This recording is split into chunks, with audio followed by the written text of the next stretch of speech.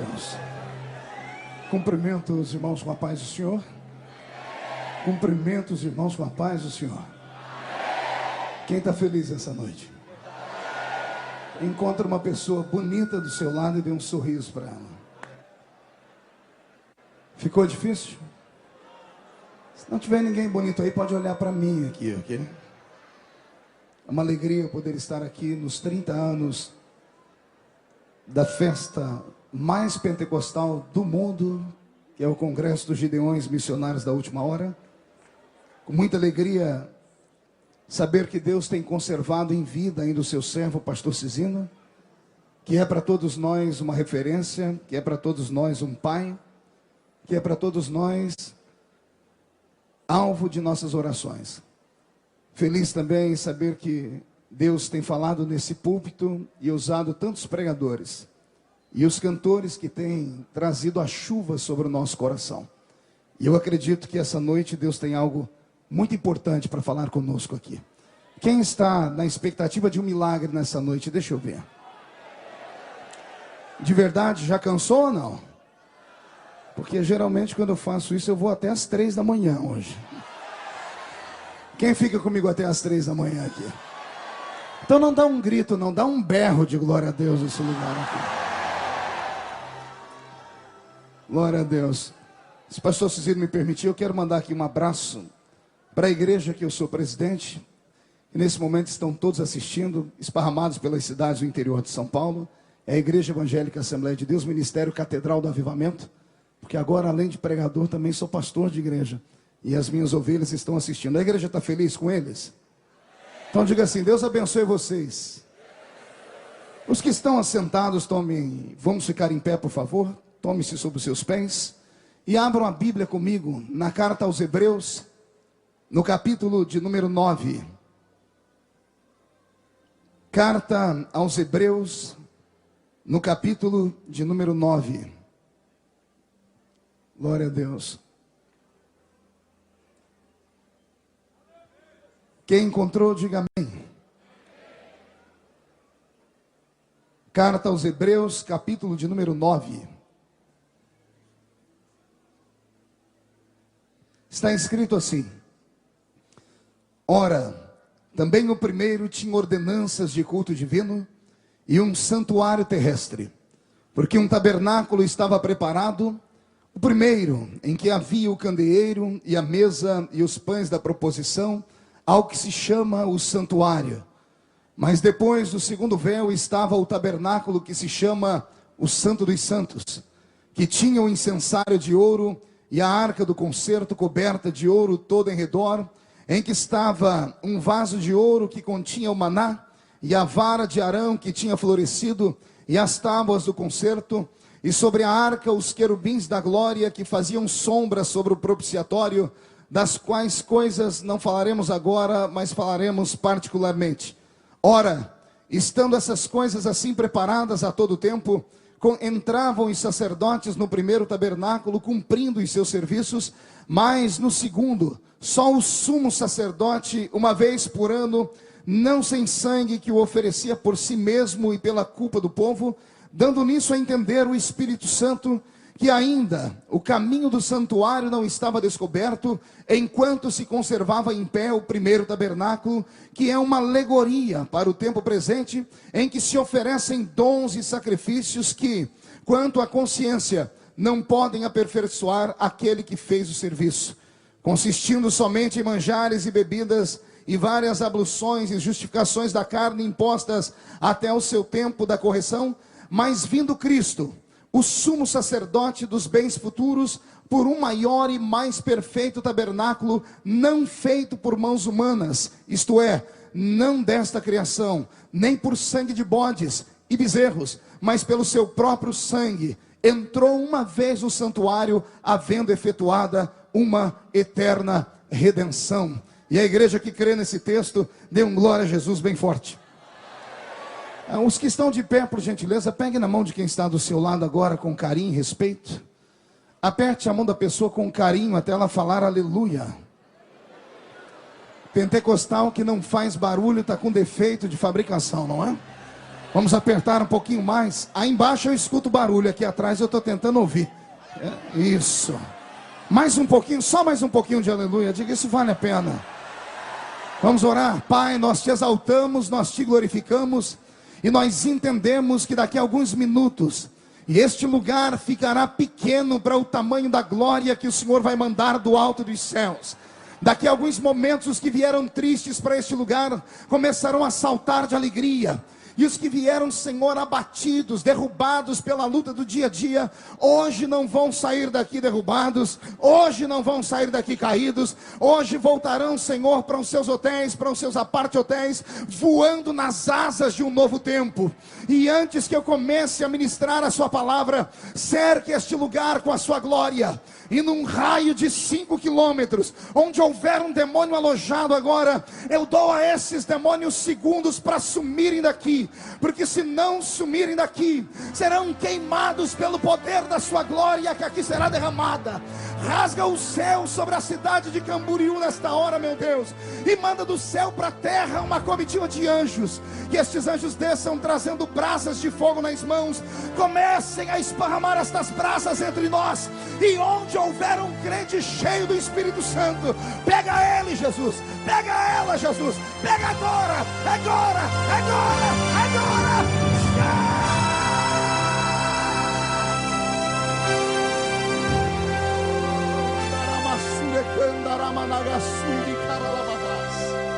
Fala conosco, fala profundamente ao nosso coração, Pai. É o que eu te peço em nome de Jesus. E a igreja que é soberana diz amém. Os que podem, tomem o seu assento, e os que não podem, permaneçam de pé comigo, glorificando a Jesus por tudo aquilo que Ele é, por tudo aquilo que Ele tem feito por nós. Só vou pedir a sonoplastia para melhorar um pouquinho aqui para mim o retorno. Eu acho que eu estou meio surdo. Só um pouquinho mais aqui de agudo. Eu vou dar um beijo em você depois. Muito obrigado. Querida igreja, noiva do Cordeiro, simpatizantes da nossa fé, amigos que vieram de perto, de longe, santos obreiros do Senhor que estão à minha retaguarda, pregadores, cantores, enfim, todos aqueles que vieram para comemorar esses 30 anos de Gideões missionários da última hora. Eu, entre todos aqui, acredito que seja o mais privilegiado, ou um dos mais privilegiados. São 15 anos ministrando nessa tribuna, quase que consecutivamente, com exceção de um ano que eu não era pregador oficial, mas lancei meu CD cantando, ou seja, nunca fiquei de fora dessa festa. E para mim é uma honra estar aqui. Um dia eu estava entre vocês e o Brasil todo conhece a minha história. Foi daí para cá. E eu tenho certeza que muitos vão chegar aqui ainda. Porque o arrebatamento da igreja vai demorar um pouquinho, porque quase 3 bilhões de pessoas no mundo nunca ouviram falar que existe um Cristo que nós chamamos de Jesus. E nesta noite, a inspiração missionária que levou à construção dessa grande festa ainda vem a viver dentro dos nossos corações. E se houver entre vós alguém que tem uma chamada missionária, quer seja para que país for, acredite, Deus pode muito bem romper barreiras, atravessar situações, fazer de você aquilo que você jamais sonhou que Ele faria. Mas para isso, é claro, você deve abrir essa sua boca e encher esse lugar de alegria, porque a adoração é só para Ele. E quem mais grita, manda para cima, mais chama a atenção dele lá de cima. E eu quero crer que Deus vai enxergar você aqui nesse lugar nesta noite. Todavia, o que Deus colocou em meu coração para pregar nesta noite é uma mensagem profunda, todavia muito simples, e eu gostaria da atenção de todos e a oração dos demais. Ao abrir a minha Bíblia na carta aos Hebreus, eu encontro aqui o escritor desta carta, inspirado e preocupado em falar à nação hebraica acerca das coisas espirituais, que precisavam de um discernimento, que precisavam de uma aplicação um pouco mais profunda. E o escritor, quando vai falar à nação hebraica, que agora está se cristianizando, ou seja, os judeus que haviam se convertido ao cristianismo e começam a receber as inspirações, parece que, para que os hebreus daquele tempo não tenham dúvida de que a salvação em Cristo era de fato um presente do céu, o escritor começa a trazer os objetos do velho pacto, começa a trazer as coisas sacras do Antigo Testamento e mostrando àqueles hebreus daquele tempo que tudo o que estava no Novo era apenas um reflexo daquilo que aconteceria aqui no futuro. Todavia, eu encontro algumas surpresas nesse texto, e se você permitir me emprestar a sua mente nesse momento, nós vamos caminhar por esta revelação. Uma vez, lendo a Bíblia Sagrada, eu parei-me com a seguinte pergunta: por que foi que Deus, quando retirou o seu povo do meio do deserto, ou do meio do Egito, fez eles atravessarem o Mar Vermelho e os colocou no deserto por um período de 40 anos? Por que foi que num belo dia, do nada, Deus parece ter chamado Moisés para uma reunião particular e dado a eles diretrizes de como construir um santuário, de como construir uma igreja no Velho Testamento? E aqueles que devem estar se perguntando por que eu fiz essa pergunta, vão entender agora. Deus havia dado a Abraão a chamada da salvação. Deus havia revelado a Abraão o seu poder, o seu nome, através de uma única palavra. Na calada de uma madrugada, Deus convence o coração do patriarca, e ele deixa a sua família, ele deixa a terra onde estava, e sem saber para onde ir, sem levar na mão uma bússola, sem levar na mão um mapa, ele embrenha no meio da calada da madrugada, se levanta, arregimenta aqueles que estão com ele, e depois de cansar, arma a tenda de novo e cai num profundo sono. E enquanto ele dorme lá no céu, as comportas começam a se reverberar. Deus começa a dizer aos seus anjos, creio eu: encontrei um homem maluco, porque eu só disse para ele: levanta e sai do meio da sua parentela. Eu não dei endereço, eu não falei se era para a esquerda, não falei se era para a direita, não falei se era para o vale, se era para o alto da montanha. E ele não me questionou, ele saiu às cegas. E um homem que acredita em mim às cegas vai ter sempre o benefício da minha bênção. Ou seja, eu vejo Deus olhando para Abraão e dizendo: eu só me apaixonei por ele porque ele é maluco, eu só me apaixonei por ele porque ele é doido, só me apaixonei por ele porque ele não parou para ouvir Sara, nem ouvir os seus amigos, nem os parentes dizendo: você vai sair sem saber para onde vai. E ele: eu sei que alguma voz vai me dirigir, alguma glória vai me conduzir, mas aqui eu não posso ficar. Eu começo esse sermão já para ver se esquentamos esse lugar, para dizer que o meu Deus tem dificuldades em lidar com pessoas que são perfeitinhas da sua cachola. Ou seja, Deus tem dificuldade em lidar com pessoas que são completamente intelectuais, que verossivelmente amam demais as letras e tem dificuldade em tramitar naquilo que nós chamamos de espírito. Essas pessoas que não gostam muito de revelações, que não gostam muito de barulho, de glória, de reteté de Jesus, eu dou um conselho para você, já que está tarde: vai para casa, vai para o seu hotel, dependendo da hora que você chegar lá, ainda dá tempo de assistir o Corujão. Se ficar comigo nesta noite, coruja você não vai ver, mas corre o risco de ver a pombinha do Espírito Santo voar sobre este lugar, porque aqui ainda é o palco do pentecostalismo do nosso país.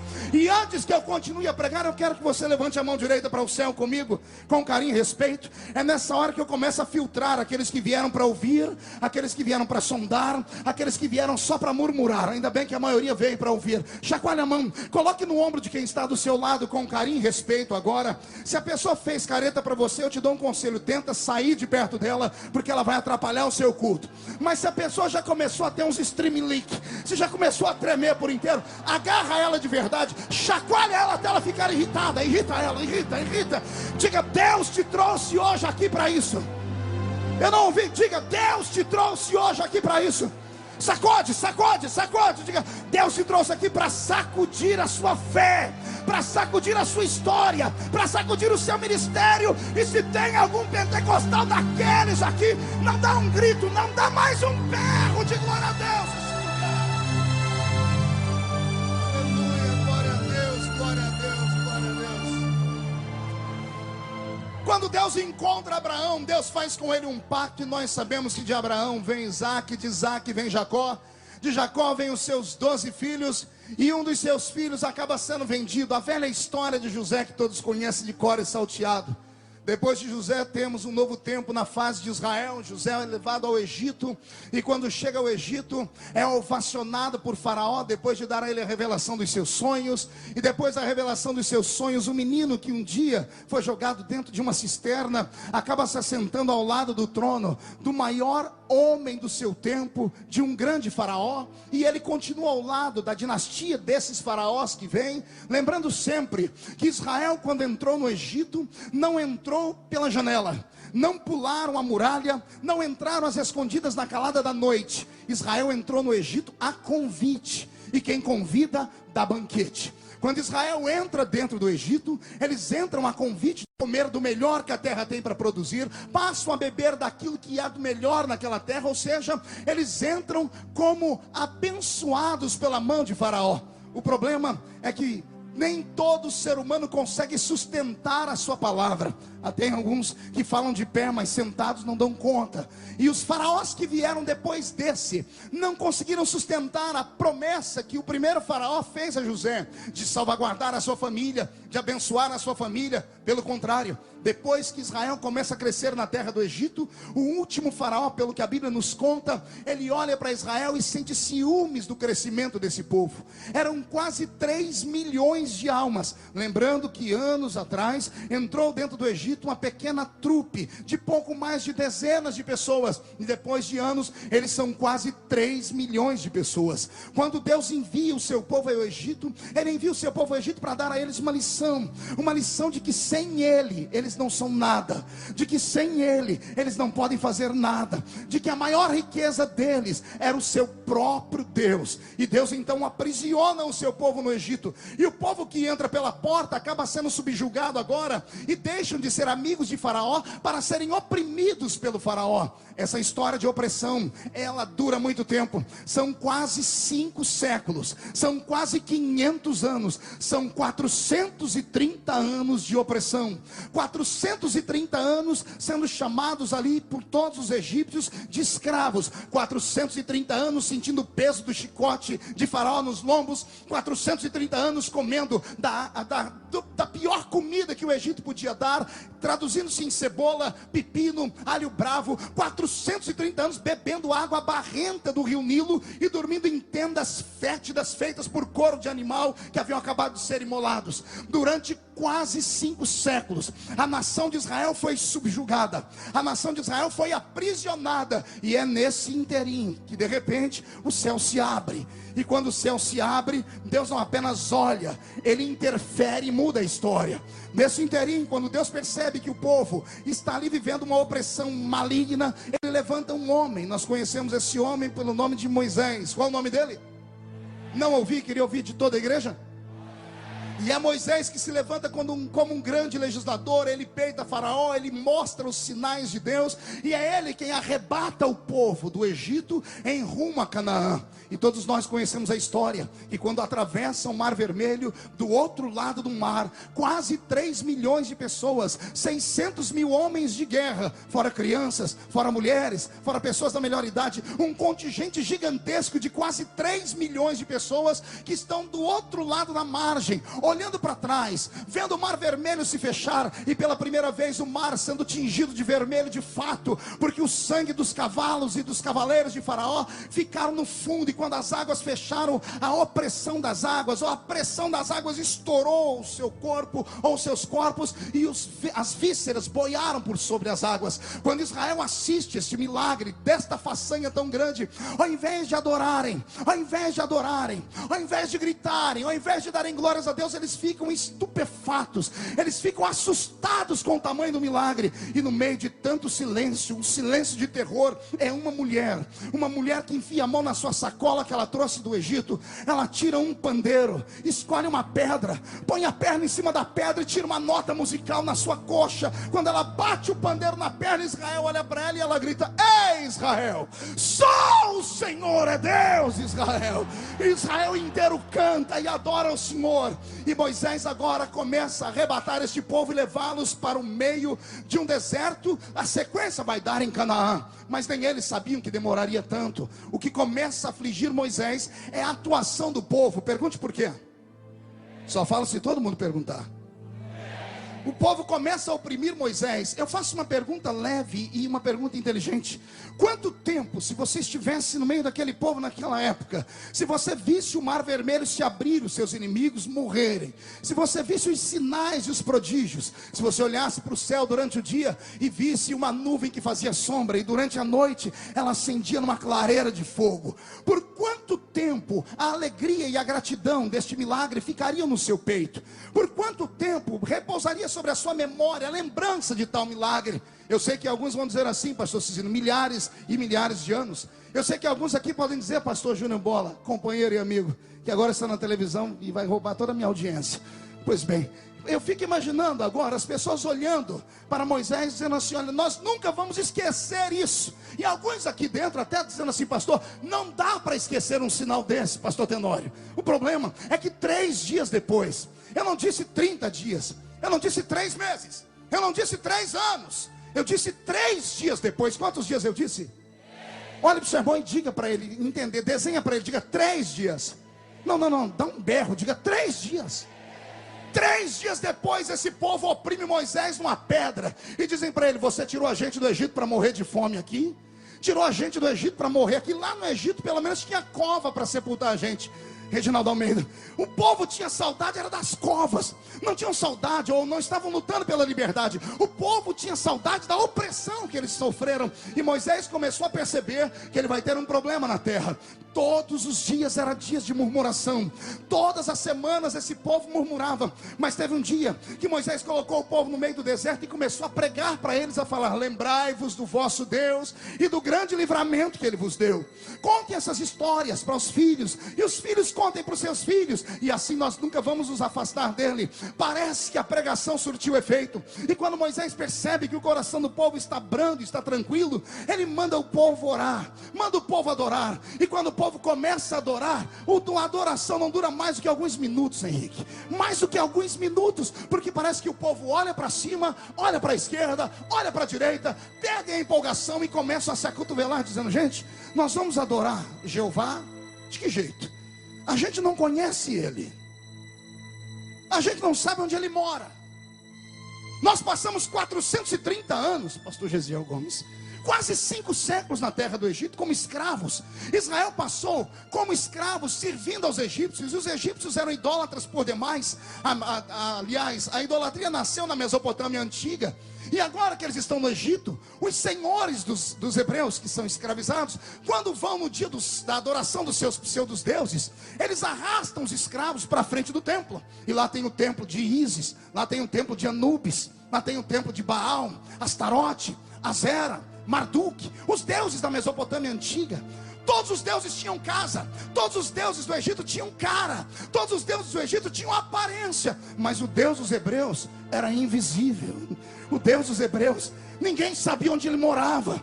Quando foram perguntar a Moisés onde é que Deus mora, Moisés tentou explicar dizendo assim, ele habita os céus e habita a terra, ele habita as profundezas do mar, ele habita em todos os lugares, mas a concepção da mente humana não dá a eles o direito de crerem. Então Israel tem dificuldade.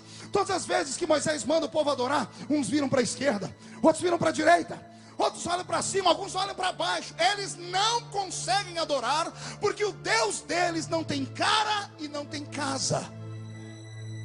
Moisés marca uma audiência no céu, sobe o alto da montanha para falar com Deus, e lá no alto ele começa a dizer, Senhor, eu tenho dificuldade com o povo, tudo que eu faço o povo não crê.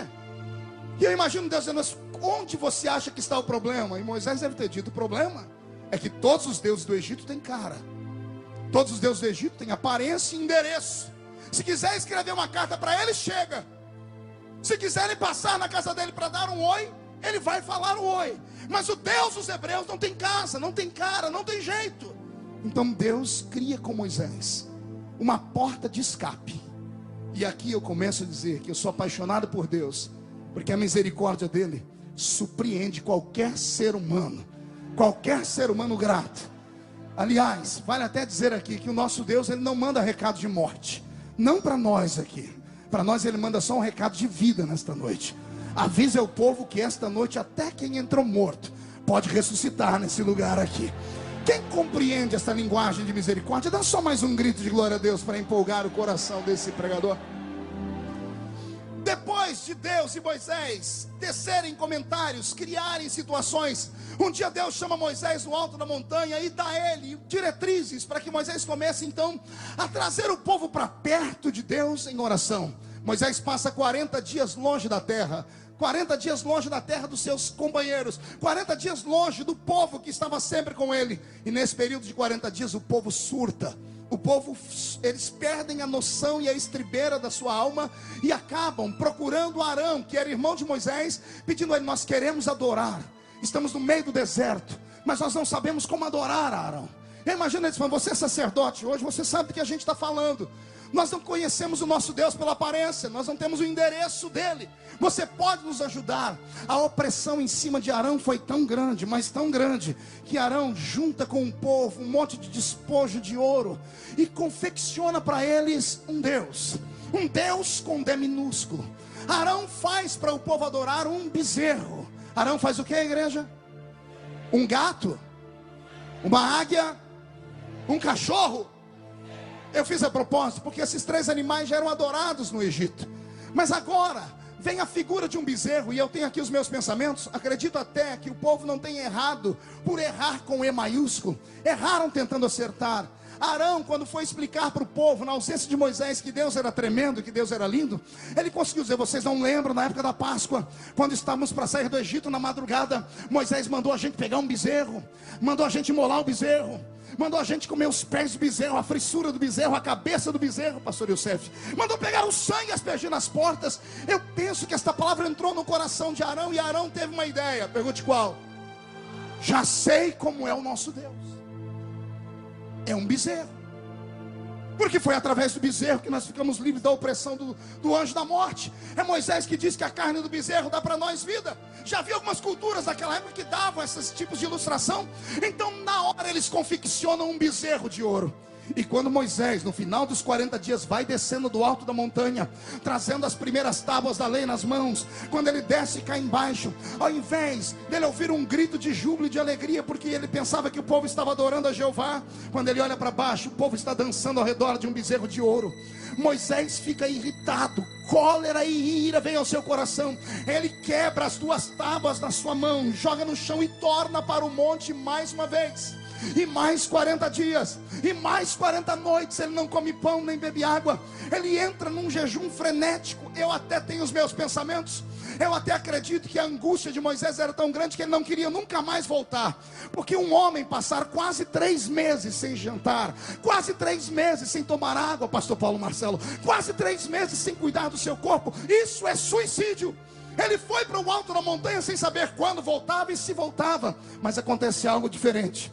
Quando ele chega lá em cima, a nuvem da glória de Deus, que estava na tenda que havia lá perto, envolve Moisés. E Moisés começa a falar: Senhor, não dá para voltar, o povo está adorando um bezerro. Eu imagino Moisés e Deus conversando: o que é que você, onde foi que eu errei, Moisés? E Moisés dizendo: Senhor, o povo que eu trouxe, passaram 5 séculos vendo deuses com cara, vendo deuses com casa. Senhor, já que não dá para mostrar a sua cara, já que não dá para mostrar a sua aparência, mostra pelo menos a sua casa, mostra pelo menos o lugar de adoração. Deixa-me mostrar para o povo que o Senhor é um Deus ordeiro. A palavra entrou no coração de Deus, e Deus faz uma coisa fantástica. O meu sonho era que Ele fizesse hoje à noite a mesma coisa aqui. Pergunte o quê? Eu só pergunto para quem tem curiosidade de verdade. Deus olha para Moisés e disse: então, se é um lugar para adorar que você quer, eu darei esse lugar. Mas não existe nada na terra comparado ao que eu quero. Então, Moisés, eu vou te mostrar o céu. Não o céu atmosférico, onde os pássaros e as nuvens voam. Não o céu cósmico, onde as estrelas e os sóis brilham e brincam. Eu vou te mostrar o céu imarcessível da minha glória. O céu imortalizado. Um céu feito pelo poder da minha glória. Um céu que não tem genética humana. Um céu cá para nós, que é um lugar perfeito. Mas eu sempre digo que é incompleto. É perfeito porque quem fez é Deus. É incompleto porque os moradores do céu ainda estão aqui na minha frente. Acho que vão dar um glória a Deus nesse momento. Esses aí. E se a trombeta tocar aqui dentro daqui 5 minutos e só 2 crentes daqui subir, eu sou o primeiro. Quem vem atrás? Quem vem atrás? Então dá mais um grito. Incendeia esse lugar aqui se você vai morar no céu. Moisés é levado à presença de Deus. E eu não tenho dúvidas do que vou dizer aqui. Não tenho provas, mas também não tenho dúvidas que nesse período de 40 dias, num jejum anormal, pastor Felipe Câmara, Deus abre para Moisés uma revelação em 3ª dimensão. Deus mostra para Moisés como foi que a terra foi construída, como foi que os animais foram feitos. Porque nós atribuímos a Moisés a escritura do Gênesis, do Êxodo, do Levítico, do Número e do Deuteronômio.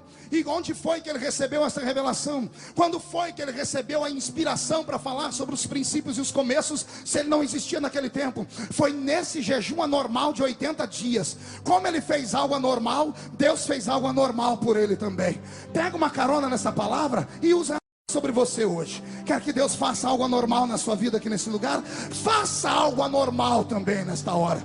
Que tipo, pastor? Do tipo de você agora encarnar um profeta e olhar para essa moça que está do seu lado. Eu já vi umas 8 aqui dentro, lixando a unha sem parar. Encarna um profeta e diga para ela: querida, aqui não é um lugar de salão de beleza, aqui ainda é o congresso dos gideões missionários da última hora. Faz algo anormal. De repente pisa no dedão do pé do seu irmão que está dormindo, não abre a boca nem para respirar, e para ajudar fica me olhando com essa cara feia, parecendo que foi batizado num pote de vinagre. Eu quero saber se ainda tem alguém aqui que crê nas coisas que eu estou falando, porque agora entraremos dentro do céu com Moisés. Deus leva Moisés no céu, e quando Deus leva Moisés no céu, Deus vai dizendo: é um centro de adoração que eles querem na terra. Eu vou te mostrar o único e verdadeiro centro de adoração do universo. Você não entendeu, eu vou repetir. Deus disse: eu vou te mostrar o que é um verdadeiro centro de adoração, Moisés. Em espírito, Deus arrebata Moisés e leva ele até o céu. E lá no céu, Deus faz um passeio com ele, dizendo: vai olhando e tudo que você vê, memoriza. E Moisés contempla o céu. E ele enxerga um pedaço do céu especial, pastor Cizino. Diferente de João, que viu a casa que eu vou morar, a casa que o senhor vai morar, o rio. Deus levou Moisés no seu palácio. E lá no seu palácio, Deus mostrou para Moisés o alpendre da entrada, pastor de Monsi. Deus mostrou para Moisés o átrio sagrado do céu. Deus mostrou para Moisés o lugar santo. E Deus mostrou para Moisés o santo dos santos. E se você acha que é mentira ou invenção minha, é só ler Hebreus capítulo 9.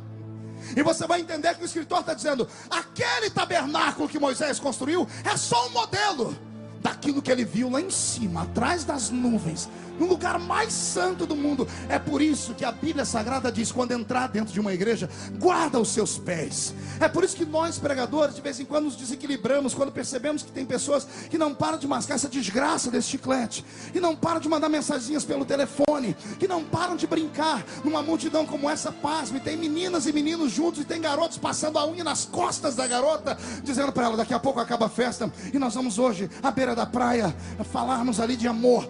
Ah, Senhor, é por isso que às vezes encarna no profeta um João Batista, porque pelo menos nós sabemos que esse lugar não é comum. O lugar onde você está não é comum. Esse lugar aqui é menos comum ainda, pastor Júnior. Esse lugar aqui dá arrepios, faz a gente tremer, pastor Reuel Bernardino. Ah, se os crentes entendessem onde é que eles estão nesse momento. Deixa eu só te dar uma palhinha. A Bíblia Sagrada diz que aquele que teme ao Senhor tem como proteção um anjo da guarda. O anjo do Senhor acampa ao redor daquele que o teme e o livra do mal. Quem crê nessa máxima da Bíblia? Então, se você crê nessa máxima bíblica, imagine que para esta multidão de homens e mulheres que temos aqui, temos uma outra multidão de anjos que vieram para Camboriú também. É por isso que o diabo foi tirar umas férias lá nos quintos dos infernos. É por isso que milagres acontecem nesse lugar. É por isso, porque o céu e a terra estão misturados nesse lugar.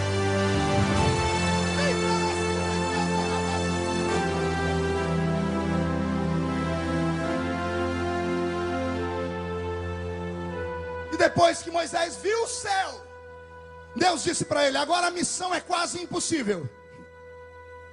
Por quê, Senhor? O povo não quer um lugar para me adorar? Você vai descer e vai fazer o céu na terra. Ninguém entendeu, eu vou repetir. Você não vai fazer a terra na terra, você vai fazer um céu na terra. Eu vou falar de novo. Deus disse: não é isso que você quer? Não é que o povo está perdido, não sabe para onde adorar? Agora eles vão ter onde adorar, mas você vai ter que descer e desenhar na terra o que você viu aqui no céu, porque o que você viu no céu é profundo demais. Moisés desce com o coração na mão, seu rosto vem brilhando. As pessoas olham para ele e não conseguem compreender o motivo. Ele dá uma palavra que a princípio parece ser um terror, mas é a maneira de Deus segurar o povo contra a idolatria. Deus determina que alguns têm que ser punidos pela criação do bezerro. E quando Moisés dá um grito, só uma tribo se levanta. Só uma tribo tem coragem de lançar a mão dos irmãos que são idólatras. Isso não me falha a memória, se eu estiver errado me corrija. Foi a tribo dos levitas. Os levitas se levantam e dizem: nós vamos matar esse povo que idolatra outro Deus. Eu imagino todo mundo dizendo: mas vocês vão matar seus irmãos? E eu posso imaginar eles gritando: irmãos nossos não adoram outro Deus. Irmãos nossos só podem adorar a um Deus. E um dia eu estava estudando as características dos levitas. Uma vez o pastor Gesiel Gomes pregou aqui sobre uma das tribos. Eu achei interessante a revelação que o Senhor trouxe, que tinha um que era um jumento. E eu fui estudar qual eram as características dos outros. A dos levitas eu dei gargalhada atrás de gargalhada. Tem um amigo meu aqui, o Dr. Bauer, que ele disse que quando a gente está muito feliz, a gente emenda uma gargalhada na outra. E eu dei muita risada, porque a tribo dos levitas não gostavam de pegar no pesado. A tribo dos levitas não gostavam de construir barco. A tribo dos levitas não gostavam de agricultura, ou seja, ir para a roça. A tribo dos levitas não gostavam de nada daquilo que os normais queriam. Eles só sabiam fazer duas coisas. Pergunte o quê? Só falo se perguntar de novo. Só sabiam cantar e dançar. Eram as únicas coisas. Até as espadas deles eles transformavam em instrumento para bater zabumba, para fazer coisas. Só sabiam dançar e cantar. E é por isso que eu estou aqui nessa noite. É por isso que Jesus só trouxe esses malucos aqui. Os que não são malucos não vêm para um lugar como esse. Os homens e mulheres que aqui estão sabem cantar, sabem dançar, sabem que a sua voz não é voz para homens, sabem que a sua voz não é voz para a terra. Não se envergonhem do Evangelho de Cristo, porque ele é o poder de Deus para a salvação de todo aquele que nele crê. E se tem algum gritador, por favor, só mais um grito, só mais um grito. Eu estou montando um quebra-cabeça, já já você vai ter a ideia do que eu estou desenhando. E agora que Moisés consegue colocar limite na idolatria que está no meio do povo, que está atravessando o deserto, ele começa então a construir o tabernáculo. Ao construir o tabernáculo, ele é preciso da intervenção divina para que alguns homens sejam ungidos para esse trabalho. Um deles é Aholiabe, que sabia trabalhar com ouro, com prata, com pedras preciosas. O tabernáculo, pelo que eu entendo da Bíblia, normal, nos escritos, levou 9 meses para estar pelo menos de pé a sua planta. Mas foram quase 20 anos até o tabernáculo tomar forma e tomar modelo do céu de fato e de verdade. Eu fico imaginando como é que esse tabernáculo foi construído e, sinceramente, me dá um nó na cabeça. Aqueles que já leram o Velho Testamento vão ver Deus dizer assim: eu quero que no tabernáculo tenha pele de texugo. E eu queria saber onde é que eles arrumaram texugo no meio do deserto. O tabernáculo tem que ter também pele de golfinho. Eu queria saber como é que pescaram um golfinho para arrancar a pele dele. Tinha que ter madeiras que não existiam no meio do deserto, mas arrumaram a madeira. Eu aprendo com eles uma coisa linda que a gente usa no século 21. Quem pode, manda. E quem tem juízo? Não ouvi, quem pode, manda, e quem tem juízo? Olha para o seu irmão e diga: tem juízo? Então obedece. Só dá glórias a Deus nesse lugar e o milagre chega para você de verdade. Agora que tudo está indo de vento em popa, agora que Moisés tem na sua mente a construção do tabernáculo dividida em 4 partes. Na verdade nós aprendemos na nossa linda escola dominical 3 partes, mas há uma parte que está subscrita. Ela está como numa mensagem subliminar, que era o alpendre de entrada do santuário. Havia o alpendre, que era bem pequenininho, talvez por isso ninguém dava atenção a ele. Uma escadinha pequena, pastor Luiz Antônio. Depois, pastor Antônio, desculpa, chamei Luiz Antônio de coração. De repente, o povo enxerga o átrio, o lugar santo e o santo dos santos. 4 partes. Nós temos a porta de entrada, que está no átrio. Depois nós temos um lugar santo, onde estavam alguns equipamentos santos, que daqui a pouco eu vou falar, e o santo dos santos. Quando tudo está desenhado, quando tudo está pronto, vem a parte mais difícil de todas. Pergunte qual é? Só pergunte se todo mundo perguntar de verdade. Só responde se perguntarem. Era dar vida ao santuário.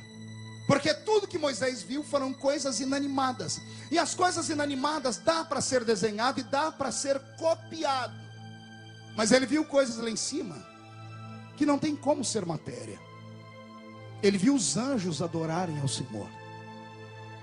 Ele viu as criações do eterno, seres imateriais, seres etéreos e também eternos, seres invisíveis, feitos de, entre aspas, uma matéria que não dá nem para ser calculada.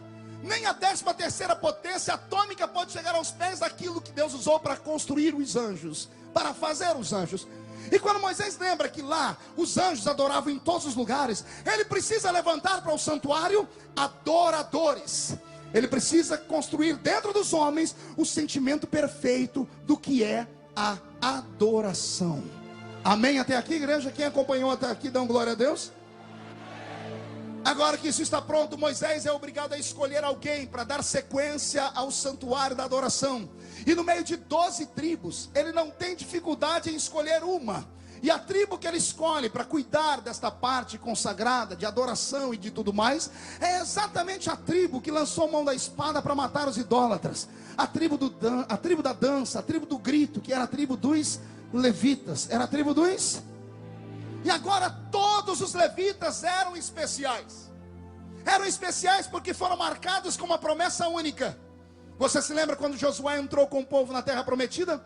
Após dar ao povo as 11 tribos, cada um pedaço de terra, após dizer que Dan fica com o oeste, Naftali fica com o sudeste, após dizer que Rubem fica com o centro-oeste, enfim, Gade e todas as outras tribos, quando a terra está separada 100%, tem uma tribo que não tem herança. E essa tribo, ao invés de chorar, recebem a coisa mais linda que poderiam ouvir. Ouvem da boca de Josué dizendo: para os levitas, a herança é diferente. Os levitas não herdam a terra, os levitas herdam o coração de Deus. O Senhor dá um grito e diz: eu serei a herança dos levitas. Deus é a herança dos que cantam, Deus é a herança dos que pregam, Deus é a herança dos que dançam, Deus é a herança daqueles que estão aqui torcendo para tudo dar certo. Deus é a nossa herança. E se Deus é a nossa herança, não há motivos para ficarmos tremendo e temendo a nada e a ninguém. Nesse quesito, o povo começa a ser preparado. Moisés transforma um pedaço do deserto numa escola e começa agora a testar os levitas, porque não bastava ser levita para estar dentro do átrio, no lugar mais sagrado de todos. Todos os levitas tornaram-se especiais porque o Senhor era a herança deles. Qualquer levita, dos milhares que tinham, podiam caminhar pelas pairagens do santuário, podiam subir até mesmo no alpendre que estava na entrada.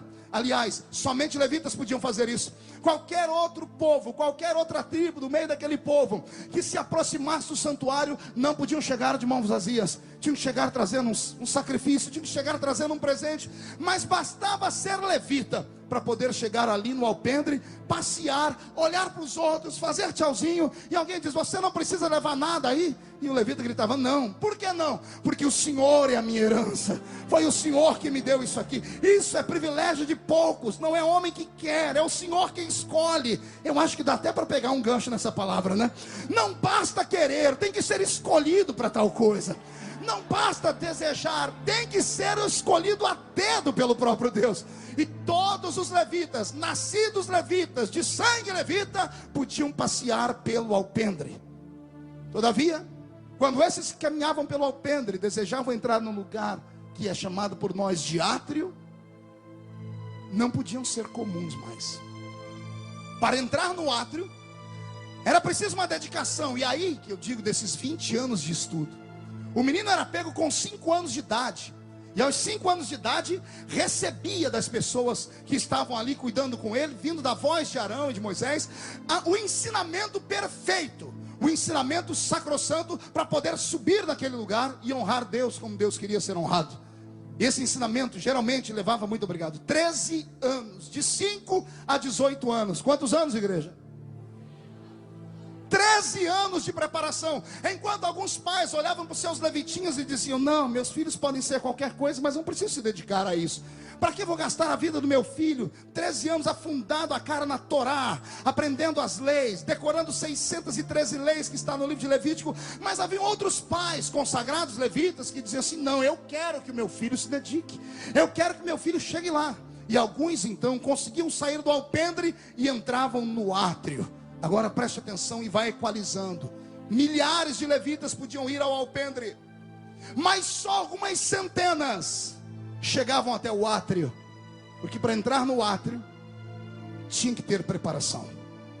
E ao entrar no átrio, ele aprenderia ali como lidar com a pia de bronze. Porque na pia de bronze ele estava pronto para começar a cuidar do sacerdote, quando esse, no mesmo átrio, oferecia sacrifícios no altar, chamado altar do holocausto. Os meninos que eram elevados à categoria de levita normal para levita mor, poderiam escolher uma das 3 vocações do templo. Também podemos chamar de profissão do templo. Primeiro, Os levitas que estudavam e se dedicavam podiam se dedicar à música, podiam ser musicistas. Outros poderiam estudar cântico e seriam os cantores. Ou outros se dedicavam à arte de serem escribas e passariam escrevendo as coisas que aconteceriam durante aquele grande sacrifício. Se você pegar as orações de Salomão no livro de Crônicas, você vai ver que era um escriba quem contava toda a história, ou seja, um levita que se dedicava às escrituras, atos daquele lugar. Uma vez que esses levitas que se dedicavam, passavam tanto tempo estudando e se aprimorando na Torá, eles podiam sair do lugar normal, do alpendre, e subiam no átrio. Mas todos aqueles que estavam no átrio tinham uma visão privilegiada. Pergunte qual? Os que estavam no átrio sempre davam uma olhadinha para a direita e enxergavam uma porta. E desta porta passava um lugar chamado lugar santo. E quando olhavam no lugar santo, seus corpos tremiam. Viam no lado uma mesa com um pão da proposição. Viam do outro lado um altar do incensário. E enxergavam na frente um menorá, também conhecido como candeeiro ou candelabro. 7 braços de lâmpadas acesas, que ficava no lugar santo, entre o santo e o santo dos santos, sobreposto em uma mesa. Era a única forma de iluminação que havia naquele lugar. Quando o sacerdote entrava dentro daquele lugar, era preciso aquela luz estar acesa, para que ele pudesse não profanar nem os pães, que eram 12, que falavam sobre a comunhão de Israel com o seu Deus que é santo. E eles não podiam também tocar no altar do incensário de qualquer forma, senão suas orações não subiam em maneira peculiar e santa. Era preciso as lâmpadas estarem acesas. Mas para entrar no lugar santo não podia ser levita mor. O levita de 18 anos tinha que se esmerar um pouco mais, estudar de 18 até 30. 30 anos era a idade para se entrar no santo e começar a trabalhar com aqueles lugares. Então imagine vocês que os milhares de levitas especiais que estavam no alpendre, algumas centenas estudavam e lutavam, rejeitavam sua vida para cá e iam ao átrio. Dessas centenas que estavam no átrio, alguns queriam se aposentar no átrio, outros diziam, já estou muito bem, já estou melhor do que os outros, já aprendi alguma coisa de sacracidade. Mas tinha uns que estavam ali no átrio, cuidando da pia de bronze, e olhavam lá para dentro e o coração batia forte, dizendo, eu não quero ficar aqui, eu quero chegar lá dentro, eu quero mais. Eu vou repetir esta palavra e não ouça com os ouvidos, ouça com o coração. Eu quero mais. Eu vou repetir mais uma vez. Eu quero um pouco mais.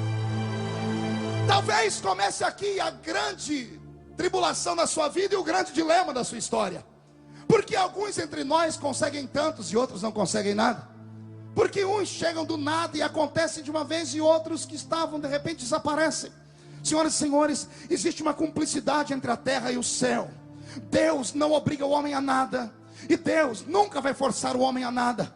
Se Deus não encontrar no nosso coração um desejo de crescermos, se Deus não encontrar dentro de nós o desejo de irmos onde ninguém foi, se Deus não encontrar dentro de nós o desejo de vermos o que ninguém nunca viu, Deus nunca vai se revelar para nós. É por isso que as pessoas, que geralmente nós chamamos de mais equilibradas, têm um pouco mais de dificuldade de receber as coisas que são sacras e espirituais. Geralmente as coisas espirituais são dadas àquele povo que geralmente, e digo de novo, geralmente, são chamados de loucos, desequilibrados, fanáticos. A maioria deles só tem 2 dentes na boca, é o zagueiro de um lado e o atacante do outro. A maioria é analfa de pai e beta de mãe. Mas quando começam a orar, quando começam a jejuar, quando começam a gritar, ou o céu desce onde eles estão, ou eles arrastam a terra até o céu. O povo para ter intimidade com Deus. E você pode até não concordar comigo, pode me chamar de gritador, pode me chamar de sensacionalista, mas contra fatos não há argumento. Deus se revela a homens e mulheres sensíveis, e os sensíveis não podem ficar apenas me olhando aqui, com a mão no queixo, filosofando, olhando para cima, dizendo to be or not to be, that's the question. Aqueles que querem mais de Deus, não adianta ficar aí, torcendo para não dar certo. Macumba evangélica não pega em mim, não pega em ninguém que está aqui. Está ali o pastor orientando, Gabriel que conhece o céu pelo lado de dentro dele. Eu estou falando uma coisa, realidade aqui. Se você não acredita nessas coisas, querido, você está perdendo tempo aqui conosco. Aqui não é lugar para gente normal. Os normais têm que ficar em casa assistindo algumas coisinhas, comprando revista. Ah, pastor, a sua mensagem é pesada demais. Sabe por que eu não gosto de igreja pentecostal? Os pregadores gritam, o povo planta a bananeira, o povo agarra o diabo pelo chifre, chuta a cara dele para o inferno. Eu quero, pastor, uma mensagem de autoajuda. Eu quero algo que me faça chorar. Eu quero algo que me faça balançar como uma palmeira ao vento, querido. Se você quer uma mensagem de autoajuda, não venha nesse congresso. Não vá nas igrejas dos companheiros que estão aqui. Se você quer uma mensagem que só massageie o seu coração para você chorar, não vá a igreja nenhuma. Fique em casa, pega a fita do Titanic e vai assistir. Aí quando Leonardo DiCaprio estiver morrendo com aquela boquinha azul, você tem um infarto e começa a chorar. Ai, que é uma emoção barata. Coloque no carro o CD do Zezé de Camargo e Luciano. Aqui não é lugar de emoção barata. Aqui é construído pela graça. Pela graça.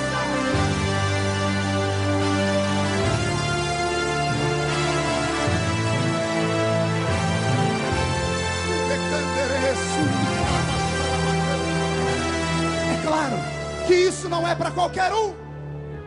É só para quem quer mais. Será que tem alguém que quer mais aqui? Então segure a mão para cima e respire fundo, porque eu vou fazer uma pergunta. O que é que você está disposto para fazer para receber esse mais? Até onde você está disposto a ir? O que é que você está disposto a fazer? O que é que você está disposto a construir? Pega essa mão, bata no peito até fazer barulho. Até fazer barulho, e olha para quem está do seu lado e diga: se você não quer, dá licença. Diga: eu cansei do alpendre. Diga: eu cansei do átrio. Eu quero o lugar santo. Só quem quer o lugar santo, dá um grito de glória.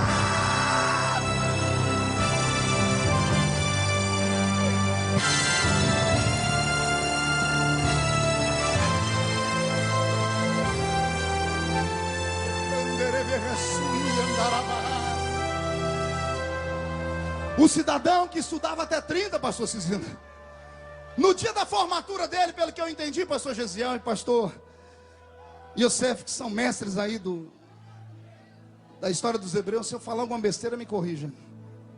Eles ganhavam um presente, pastor Júnior.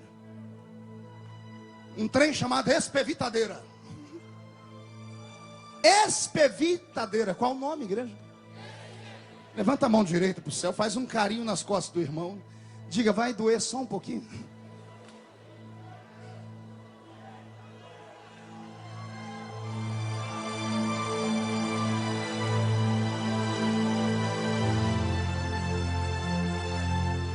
A espevitadeira era parecido com aquelas agulhas da roça. Quando a gente morava no meio do mato, lá na Vila Tatu, passavam uns homens no meio da rua gritando: gente, quem está com o fogão entupido? Agulha para desentupir fogão. E minha mãe ia correndo, porque lá em casa, pastor Joel Roder, caía óleo para tudo quanto é lado, entupia o fogareiro. Aí minha mãe comprava aquelas agulhas grandonas, pastor Gisele, enfiava nos buraquinhos lá daquele do fogareiro, e quando puxava, a borra saía. Aí o gás vazava e o fogo pegava. O sacerdote, no dia da diplomação dele, ele recebia uma espevitadeira. Oh glória, estou todo arrepiado. Parece que eu vou voltar ao menino da Vila Tatu de novo, quer ver? Ele arrumava uma espevitadeira e botava na cintura, nas costas. Todos os dias, de manhãzinha, quando ele ia para o santuário, depois de passar óleo na barba, depois de oferecer sacrifício por ele, depois de tomar um banho aqui na pia de bronze, ele entrava no santuário, ele não olhava à esquerda o altar do incensário, ele deixava de lado. Ele olhava o pão da proposição, alguns pães embolorando, ele deixava de lado. Ele ia em linha reta e chegava na frente do menorá.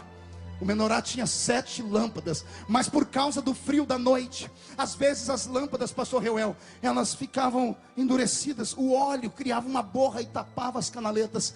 Como tapava as canaletas, entupia-se e o fogo apagava. Eram 7 braços. E às vezes, quando o sacerdote chegava, para desespero, tinha só uma lamparina acesa. E pensa num homem que tinha que trabalhar rápido. Tirava a espevitadeira daqui, com todo respeito, em oração, cavava dentro do segundo braço do menorá. E quando ele puxava para fora, a borra do óleo saía e o óleo vertia. E quando o óleo brincava aqui, o vento que estava de cá fazia com que o fogo daqui batesse aqui e o fogo acendia de novo. Agora já são duas, o desespero vai acabando. Ele vai na terceira, quando ele limpa, o fogo que estava na segunda pega na terceira. Vai na quarta, vai na quinta, vai na sexta. Na sétima estava tudo iluminado, Júnior. Estava tudo pegando fogo de novo. Deus nessa noite quer levantar alguns sacerdotes aqui. Deus quer levantar, eu disse sacerdotes, não é meia boca, não é gente que não sabe falar ou viver o que fala. Eu estou dizendo que Deus quer levantar uma geração profética de sacerdotes que saibam usar a sua espevitadeira. E anda aqui abaixo a tombe nequiliria aqui abaixo. Canaletas entupidas. Igrejas adormecendo na escuridão, ministérios vazios da graça e da glória, pessoas construindo nomes e famas e fortunas, e não há nada de pecado nisso, mas trocando o eterno por coisas passageiras. Eu viajo esse Brasil e esse mundo, e a nossa agenda, graças a Deus, ainda é muito concorrida. E eu fico às vezes meio desesperado. São 15 anos pregando. Eu imagino o pastor Gesiel quase 60 anos pregando. Foi isso que o senhor me falou ontem. 60 anos pregando. Eu fico imaginando o desespero de uma geração que procura em homens falíveis, porque somos falhos, alguém que tem uma palavra para falar, alguém que tem uma pregação para dar. Eu assisti o pastor Gesiel ontem pregando pela internet. Ele dizia que desse púlpito não se prega para os Gideões. Desse púlpito não sai mensagem para Santa Catarina. Desse púlpito sai mensagem para o mundo. E é verdade, milhões de pessoas estão ouvindo agora pelas ondas do rádio, pela internet. Pessoas esperam um ano inteiro para se alimentar daquilo que é pregado aqui, porque ainda existe um reduto de gente que tem uma espevitadeirazinha na mão. Às vezes ela está meio torta, às vezes está até enferrujada, mas a gente põe ela para funcionar todo dia. Deus essa noite manda uma mensagem de santidade. Eu vou repetir, uma mensagem de pureza e santidade. E agora, com respeito e com licença, vou falar agora como um profeta, pregador, mas como parlamentar da nação brasileira. Me apavora chegar em Brasília toda terça-feira. Me apavora entrar dentro da Câmara dos Deputados desse país e saber como o diabo, como Satanás está infiltrado no governo brasileiro. E não é só no governo brasileiro, é no governo do mundo. Satanás tem levantado homens e mulheres, e a igreja não tem se atinado a isso. Enquanto a igreja se preocupa com os seus redutos, enquanto os seus reis se preocupam com os seus pequenos reinos, enquanto crentes não saem mais para a rua para evangelizar, nem para fazer um culto ar livre, nem para falar de Jesus mais, Satanás levantou o seu ativismo nesse país. Senhoras e senhores, existe uma ação de Satanás contra a santidade da família brasileira.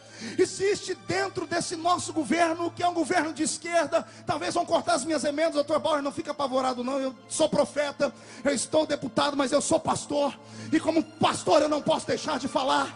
Se não houver uma mudança hoje na consciência da igreja, se não houver hoje uma mudança na consciência dos crentes que aqui estão, nós vamos afundar neste barco. Imagine vocês que mesmo a frente parlamentar evangélica, salvo alguns que são santos e puros, quando nós precisamos de um apoiamento para fazer alguma coisa que é a favor da família, nem deputados crentes têm coragem de assinar o papel. Eu fui prestar agora um serviço à nação brasileira, levantei um plebiscito. No plebiscito eu precisava do apoiamento de um terço da casa, sempre o deputado Reginaldo Almeida, para que os homens e mulheres assinassem, dizendo que nós queremos ouvir do povo brasileiro sobre o casamento de homossexuais. Queremos saber se a nação brasileira, se a família brasileira aprova a união de dois homens e de duas mulheres que estão aí à torta e à direita defamando e destruindo aquilo que é sagrado e santo. Imagine vocês, a causa é boa, sim ou não? Você faria isso? Você assinaria esse papel, sim ou não? Pois eu encontrei gente que é da igreja, que tem o seu voto, na hora de assinar, falou, não posso assinar. Eu disse, por quê? É porque o anticristo está operando.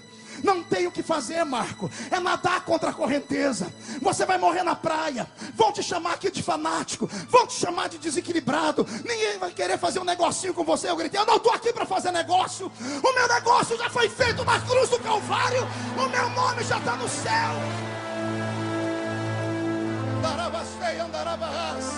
Eu vou denunciar aqui agora. Senhoras e senhores, quem assistiu o programa do pastor Silas Malafaia sábado, sabe do que eu estou falando? O pastor Silas é um homem de coragem, um homem de fibra. Imagine aquele homem na televisão pedindo para que os pastores de outras denominações apoiem ele. Ele no desespero. Eu senti na sua palavra emoção dizendo: pastores, eu não sou sozinho nesta causa. Cadê os líderes das grandes denominações? Cadê os grandes homens para nos ajudar nessa causa? Por quê? Porque o ativismo gay, eu não estou falando de homossexuais. Os homossexuais precisam do nosso apoio, na nossa oração. Aliás, a palavra gay já diz o que eles são: alegres. Então essas pessoas alegres levam tudo na brincadeira. Eles não são problema. O problema é o ativismo gay. O problema são pessoas que têm na sua cabeça um engendramento de Satanás. São homens e mulheres que usam dos mesmos mecanismos que Stalin usou no seu comunismo nazista, usam da mesma linguagem de Hitler. Os senhores e senhoras sabiam que Hitler criou uma frase que se tornou conhecida no mundo inteiro, dizendo que uma mentira contada várias vezes, com muita ênfase, ela se torna verdade. Isso é engendramento de Satanás. Eles não brigam por causa de expressão, não falam que tem o direito de expressão, mas só eles têm. Fale qualquer coisa deles para você ver.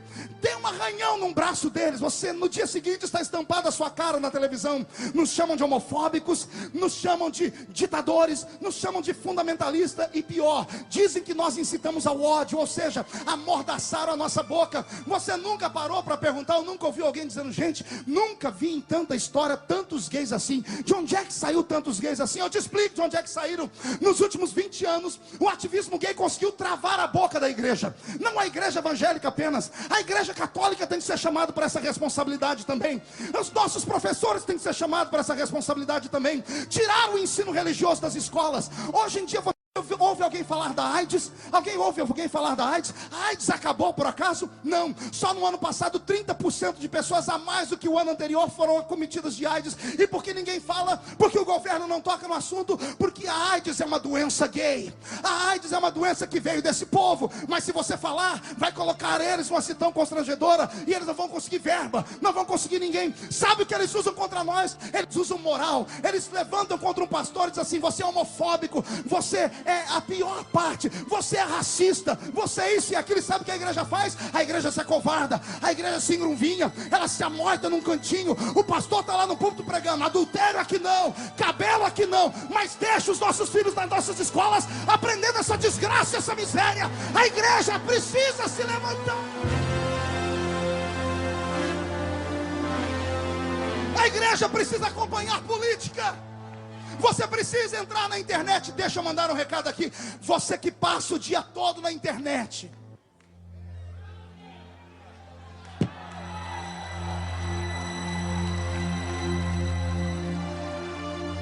você que passa o dia todo desgraçando os seus irmãos na internet, faça algo pelo reino, infeliz. Faça algo pelo reino. Até quando os nossos cantores gospel, que estão alguns aqui e outros fora, até quando nós, pregadores de fama, que temos aí graça do povo no Twitter, vamos passar o dia todo tweetando futilidades? Futilidades, besteirada, porcariada. E enquanto isso, entre no meu Twitter, eu tenho 100 mil seguidores. Toda vez que eu teco a palavra homossexual, entra mais de 10 mil gays no meu Twitter e me desgraçam. Ameaçam minhas filhas que estão aqui, ameaçam a família. E sabe o que o povo faz? Os crentes se calam, pastor Cizino. Se calam, buscam a santidade das suas igrejas, mas não tem coragem de fazer um simpósio para ensinar os seus filhos sobre esta artimanha. Se a igreja se calar, não vai ter igreja amanhã. Ah, pastor, a igreja não fale. Não fale, vai na Europa. Vai na Europa. Procure uma igreja na Europa, de língua europeia. O que tem somos nós rabiscando, buscando lugar. Brasileiros tentando avivar um povo que morreu. É isso que nós temos. É preciso despertar. Cadê as nossas espevitadeiras? Semana passada, pastorzinho, 2 semanas atrás, eu tive que postar no meu Twitter e fazer uma mensagem para não sofrer muito. Agora não é na mão dos ativistas gays, é na mão da igreja. Porque eu tuitei assim e mandei uma mensagem: eu vou estar na frente do Supremo Tribunal Federal com um grupo de católicos numa vigília contra o aborto. Aí eu mandei: se você me ver ao lado de alguém segurando uma imagem de santo e um andor, não murmure. É preciso juntar esforços nessa hora, mas são as coisas que nos unem neste momento que as coisas que nos separam.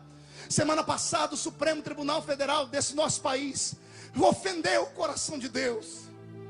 11 homens de toga acham que podem mandar na nossa nação. Eles não têm o voto do povo, não têm o voto popular, foram eleitos, ou melhor, não foram eleitos, foram indicados pelos nossos governantes. A nossa presidenta Dilma falou conosco que assinou um documento: não vai ter aborto nesse país. Foi ou não foi, senhores? Quem teve o documento na mão? Não vai ter aborto nesse país. Pois bem, mas os ministros que ela colocou no Supremo assinaram e disseram: o aborto pode acontecer. Nessas 2 semanas, milhares de crianças tiveram sua vida ceifada.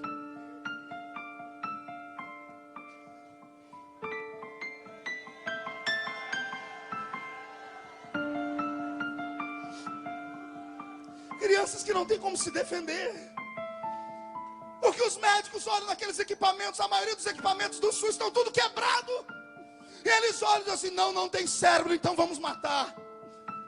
Semana passada o ministro da Saúde do Brasil equipou 65 hospitais, preparando eles para o aborto.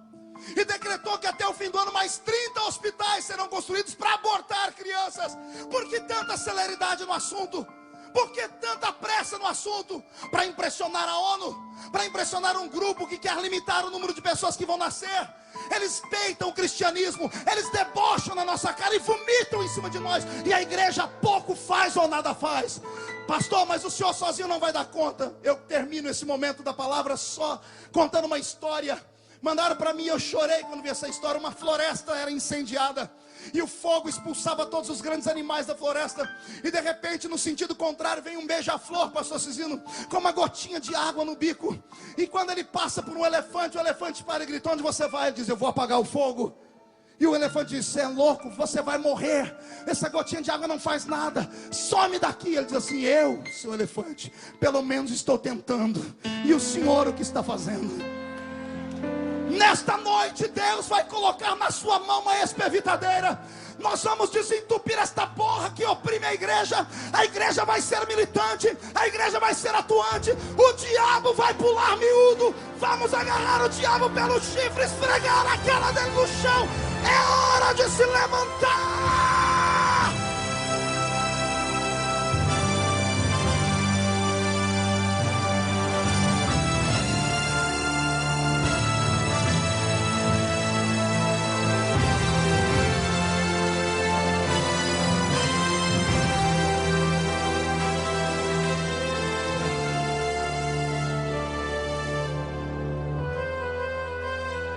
Eu sobrevivi.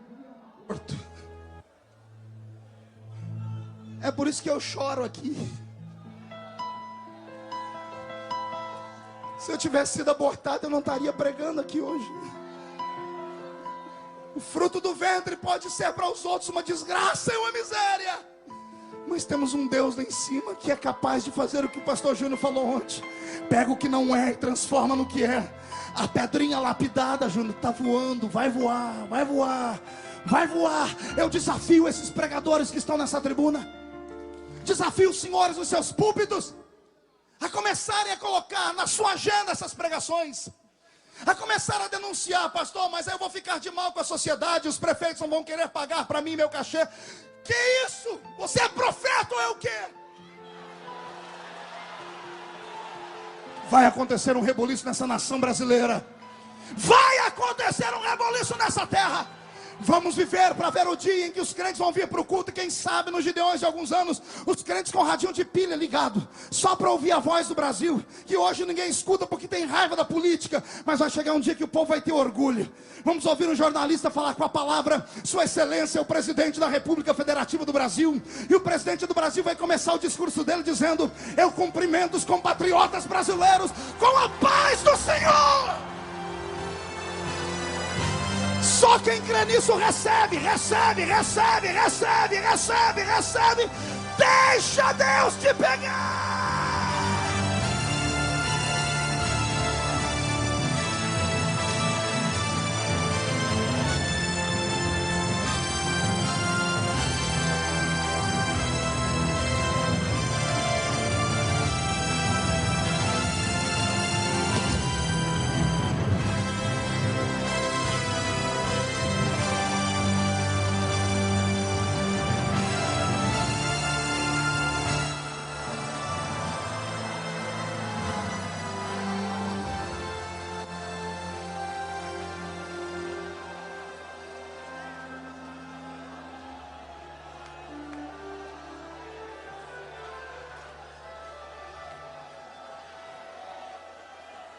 Os que estavam no lugar santo. Os que tinham aptidão para trabalhar com a espevitadeira. Os que tocavam no altar do incenso. Os que trabalhavam com o pão da proposição. Os que olhavam para o menorá. Sempre viam tremeluzir a sombra do menorá num véu chamado véu do templo. Todos os sacerdotes e levitas sabiam que atrás daquele lugar estava o ponto de encontro de Deus com o homem. O nome do lugar é inspirador: Santo dos Santos. Qual o nome, igreja? Tinha alguns sacerdotes, pastores, que cansavam.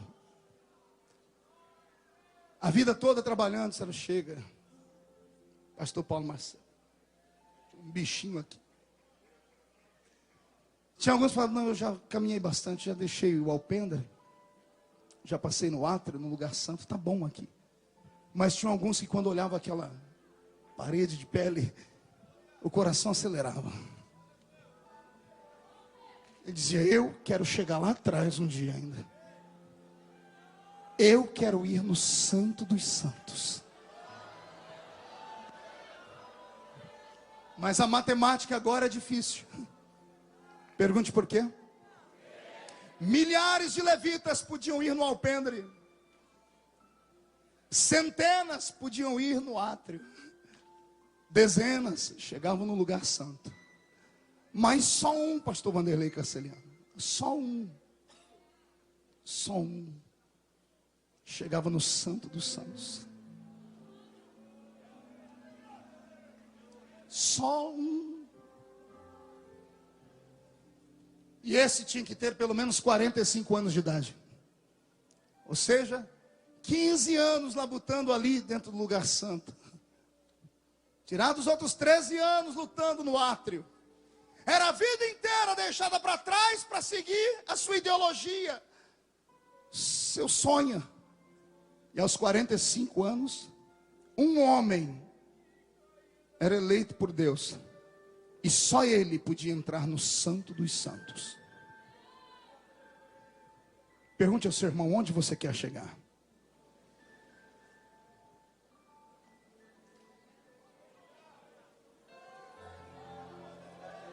Onde os senhores querem chegar? Onde os senhores querem chegar? O Santo dos Santos tem uma porta para se entrar, mas o preço é alto demais. Mas olhe para mim, eu sou filho dessa festa, eu nasci aqui, então eu posso falar. Quem Deus escolhe, ninguém derruba. Quando Deus põe a mão em cima de alguém, pode se levantar todas as mãos do mundo contra a pessoa, não dá conta de ir. Mas Deus não pode colocar a mão dele em cima de alguém que é covarde. Deus não tocará a mão dele em cima de alguém que não tem estrutura para suportar as pedradas que vai levar. O que não custa nada não vale nada. Eu venho gritando isso há anos nessa tribuna. O que não custa nada não vale nada. Não adianta ter só intelecto, não adianta ter só coração. Tem que ter vontade, pastor Anderson. Tem que ter desejo. Charles, tem que ter força. Tem que ter determinação. Deus olha Gunnar Wingre para as pessoas assim: eu vou chegar, eu vou ajudar ele a chegar lá, mas eu quero ver até onde ele tem estrutura para ir. Deus espera que você, mesmo tendo enterrado 10 filhos, mesmo tendo a sua esposa ou seu marido te abandonado, te chamado de louco, Deus espera que você, dormindo ao relento, não tendo mais nada e nem onde se apoiar, tenha coragem de um dia se levantar, olhar para o céu e falar: eu sei que o meu Redentor vive, e em breve vai se levantar. Está acontecendo um reboliço nesse lugar nesta hora. Essas lágrimas estão misturadas a esta perna trêmula. Esta perna trêmula misturada a esse coração desritimado. Tudo isso é uma emoção grande. Pastor, o que está acontecendo comigo? Deus está te marcando. O Espírito Santo está passando uma vistoria neste lugar agora. Hoje ele veio com uma caneta de ouro e um papel na mão. Ele está anotando as suas reações. Está na hora de Deus te levantar. Tu foste forjado no fogo. Teu sofrimento não foi para te destruir. Deus te trouxe até aqui e não vai deixar você ser sepultado aqui. Deus vai colocar asas nas suas costas. Você vai voar. Quem quer voar, então grita, pula, planta a bananeira, agarra o diabo pelo chifre, adora, adora, adora, adora.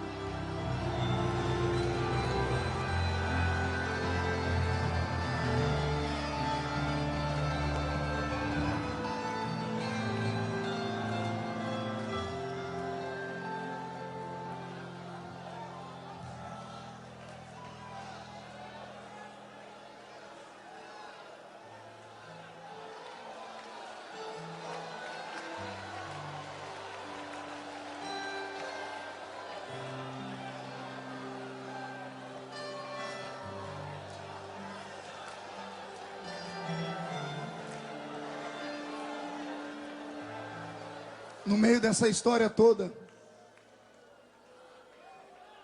só tem uma coisa que me pesa. É que o que eu tenho é só meu. Eu não consigo tirar daqui e colocar aí.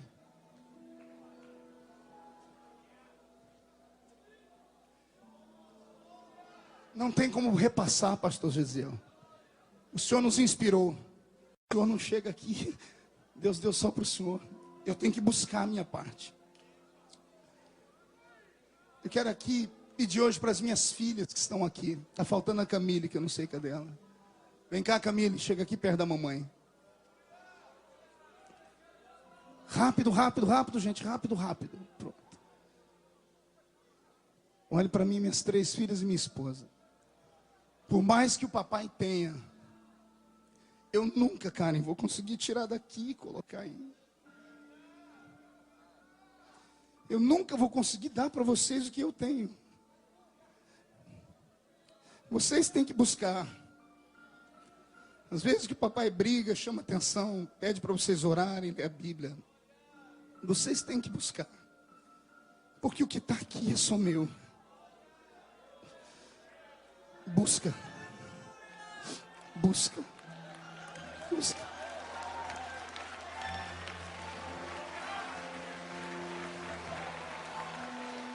Busca. Busca. Deus pode te dar também. Mas você tem que desejar. Você tem que suportar.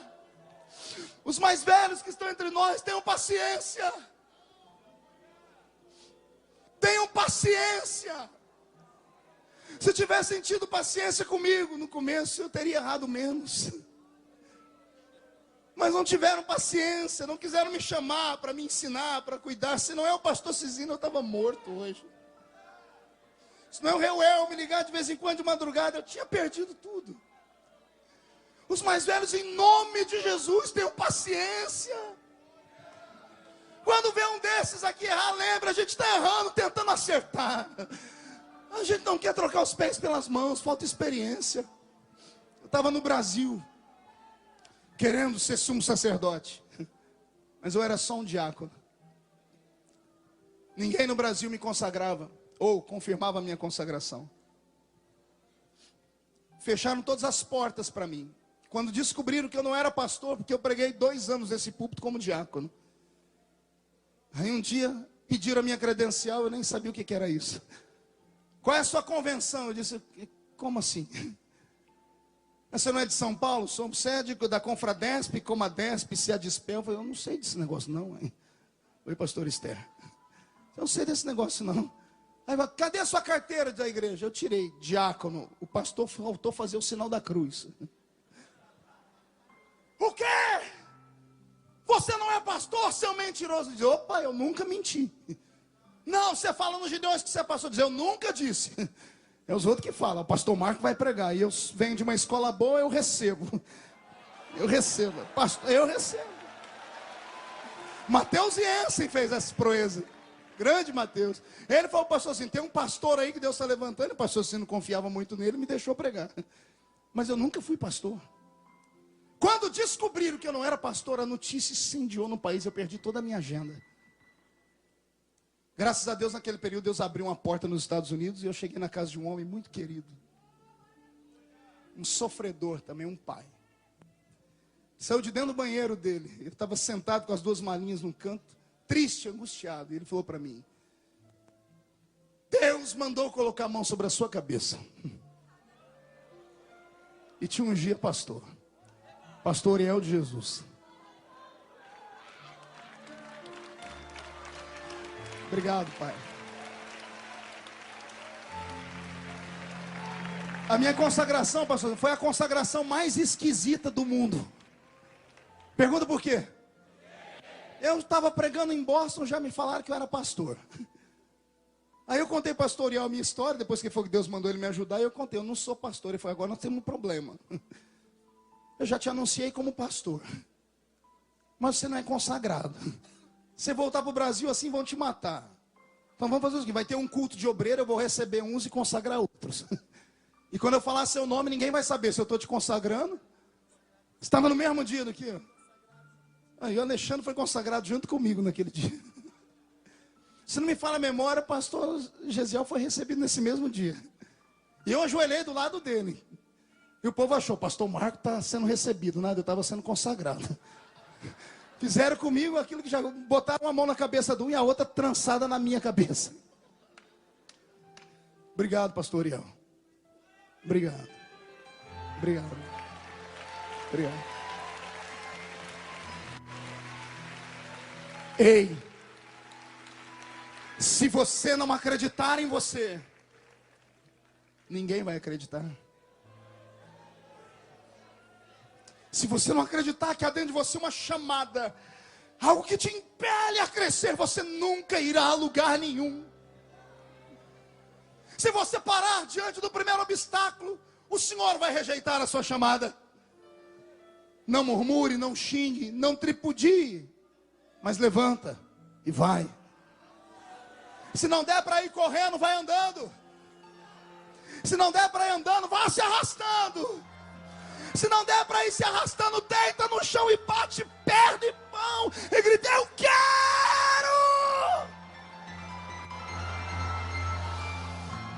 Deus vai vir sobre você, vai fazer uma cirurgia nas suas costas, vai colocar um par de asas. Eu quero ver quem é que vai te prender. Deus está te levantando na unção de um sumo sacerdote. Deus está te levantando para ver coisas inefáveis. Deus está te levantando para você fazer coisas extraordinárias. Quem crê, quem crê. Então pega, põe dentro do coração, extravasa. Faz essa cadeira ficar pequena. Faz esse lugar ficar pequeno. Deixa Deus te pegar.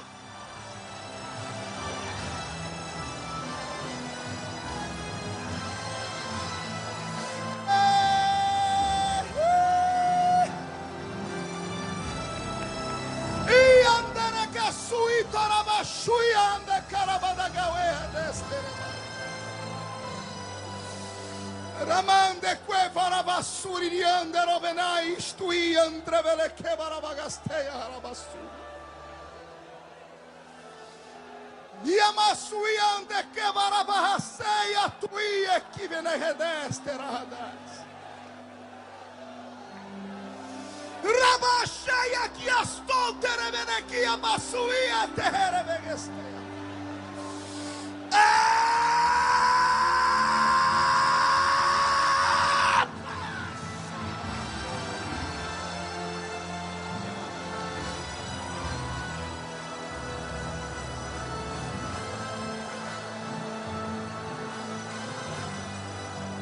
Vai, sai do alpendre, entra no átrio. Sai do átrio, entra no lugar santo. Sai do lugar santo, entra no santo dos santos agora. Agora, agora. Vai!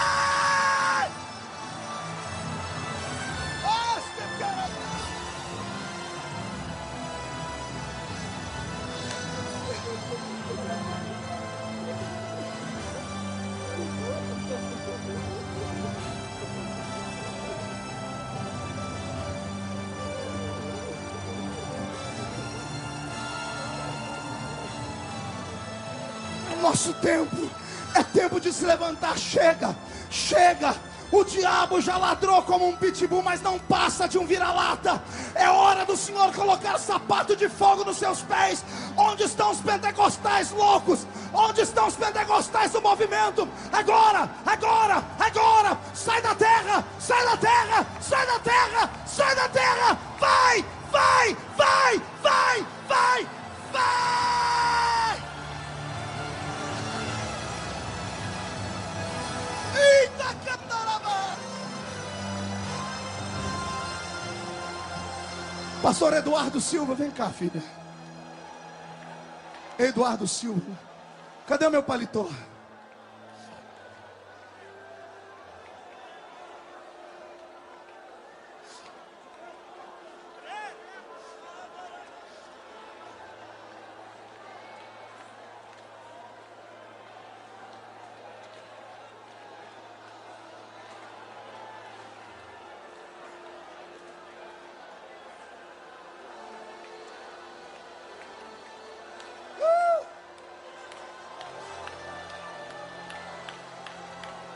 Não pediste, não oraste,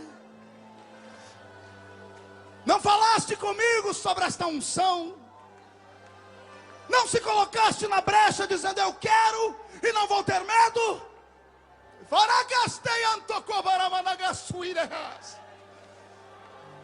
Virá sobre ti o peso desta unção, com ela o peso da perseguição. Só aguenta, porque o Senhor vai te usar. Fiz isso uma vez com Paulo. Não sou de fazer isso. O Senhor me mandou fazer com esse moço aqui. Eu nunca vi ele pregar, mas o Senhor mandou fazer isso sobre você.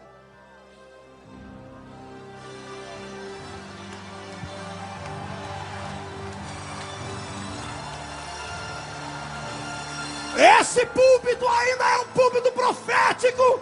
E aqueles que querem, recebam.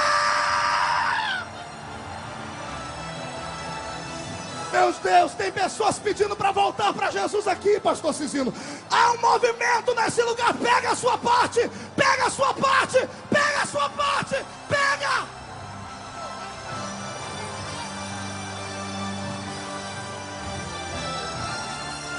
Na rua vendendo água. Estava na rua vendendo água.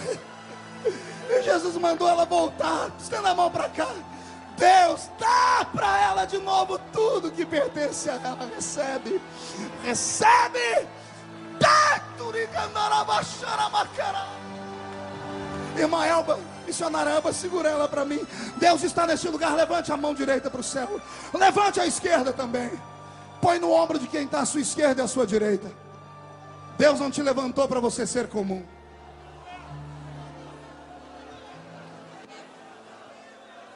Deus não te levantou para você se curvar diante de outro Deus.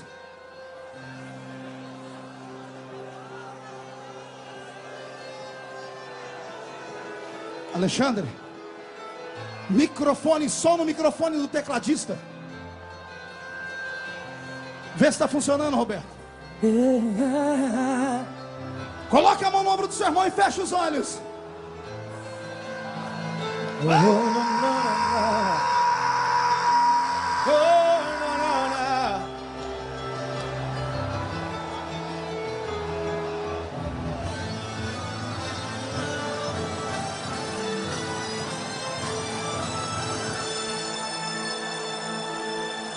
Feche os olhos.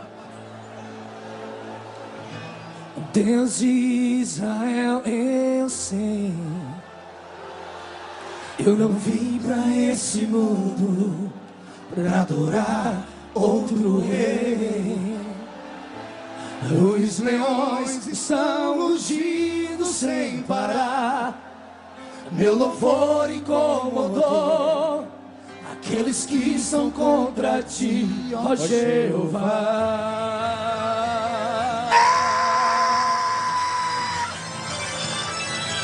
Nada pode intercalar o louvor do meu coração. Nos manjares eu abro mão dos palácios não quero não.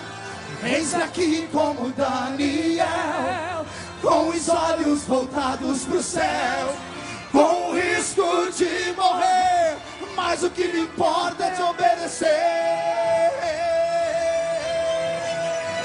Senhor, não vou dividir minha adoração, exclusivo é o meu coração. Vivo só pra ti, não abro mão do céu, até diante da morte, prefiro ser fiel.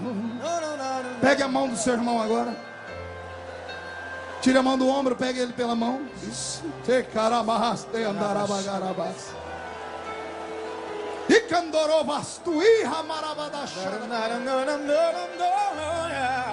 Aperte a mão dele, convide. Só quem veio a esse mundo para adorar a Deus e não tem medo de retaliação, só quem é crente do mistério, comece a orar na língua dos anjos agora. Agora, quem não é batizado, seja batizado agora. Já!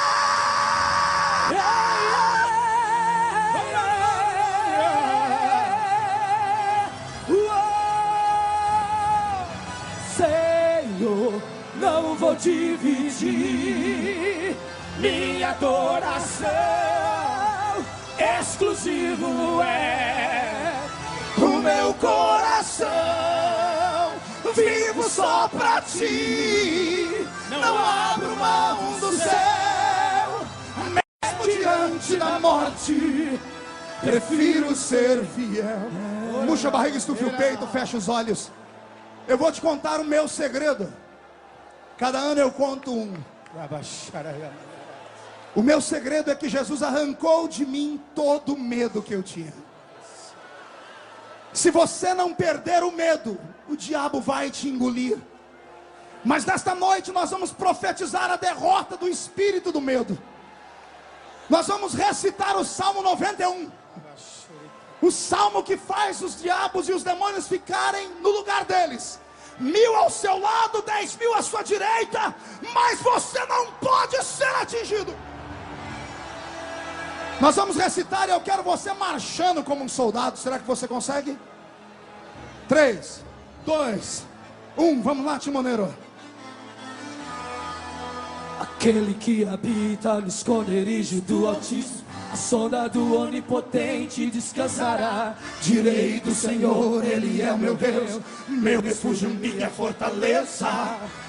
Ele me livra do laço do passarinheiro e da peste perniciosa. Ele me cobre com suas penas e debaixo de suas asas estarei seguro. Eu não temo espanto noturno, nem inseto que voe de dia. Peste que ande na escuridão, nem mortandade que assole ao meio-dia. Não importa quantos caiam do meu lado, direita à esquerda eu estou protegido. Se eu for fiel, eu moverei o céu. Ele envia anjos para me guardar. Senhor, não vou dividir minha adoração, exclusivo é o meu coração. Vivo só pra ti, não abro mão do céu, mesmo diante da morte, prefiro ser Senhor. Só a igreja.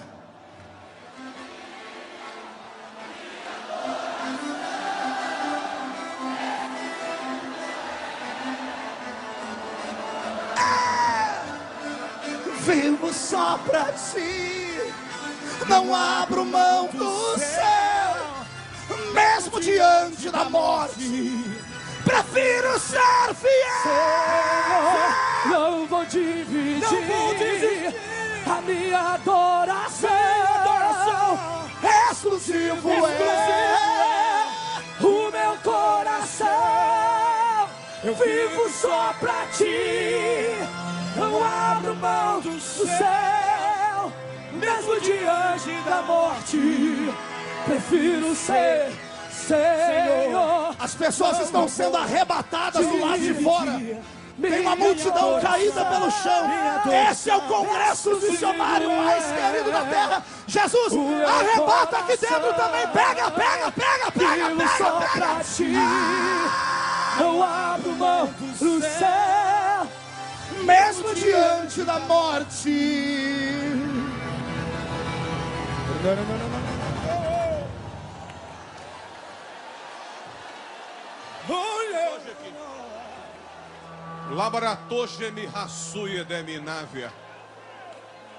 Hoje eu escolherei parlamentares nessa casa, diz o Senhor.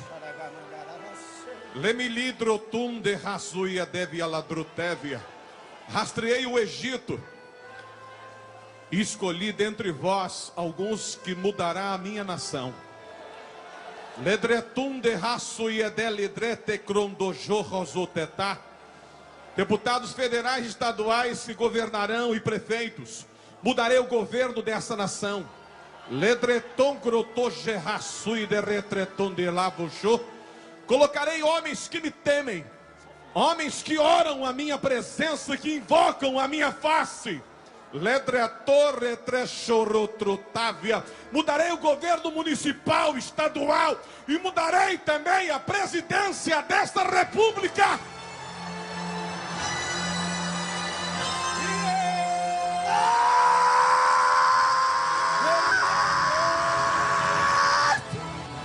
Aquele que habita no esconderijo do Altíssimo, a sombra do Onipotente descansará. Direi do Senhor, Ele é o meu Deus, Meu refúgio, minha fortaleza. Ele me livra do laço do passarinheiro e da peste perniciosa. Ele me cobre com suas penas e debaixo de suas asas estarei seguro. Eu não temo espanto noturno, nem seta que voe de dia, peste que age na escuridão, nem mortandade que assole ao meio-dia. Não importa quantos caiam do meu lado, direita, esquerda, estou protegido. se eu for fiel, eu moverei o céu. Deus envia anjos para te guardar. Eu vou dividir Minha adoração exclusivo é o meu coração. Flor de Lis, Elaine de Jesus e Amanda Ferrari. Flor de Lis, Elaine de Jesus e Amanda Ferrari. Prepara para cantar. Mesmo diante da morte. Vai, Roberto. Prefiro ser fiel.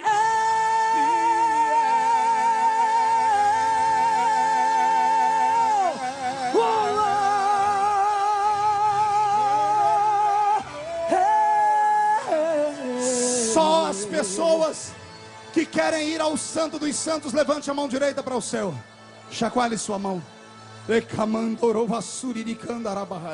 Flor de Lis, fique preparada. Sonoplasta, quando eu falar 3, solte o playback dela. Diga comigo, em nome de Jesus. Todos os demônios que oprimem essa nação, que fizeram eu perder os meus sonhos, que travaram a minha mente, eu ordeno. Não estou pedindo, estou ordenando. Venha para a palma da minha mão agora. Feche a sua mão. Eu vou contar até 3. No 3 você joga no chão e pisa em cima. Aí você vai abraçar 7 pessoas e não vai sair daqui até a glória ficar. 1. Você nunca mais será o mesmo. 1,5. O Santo dos Santos te espera. 2. Satanás está derrotado porque o Brasil pertence ao Senhor Jesus. 2,5. Vai acontecer um reboliço nessa nossa nação e você será o culpado. 2,75. Cai fora, Satanás. Estamos em guerra. 3. Jogue no chão. Pisa em cima. Eu sou canela de fogo, reteté de Jeová. Estou nadando no azeite, não consigo parar. Eu sou canela de fogo, reteté de Jeová. Estou nadando no azeite, não consigo parar.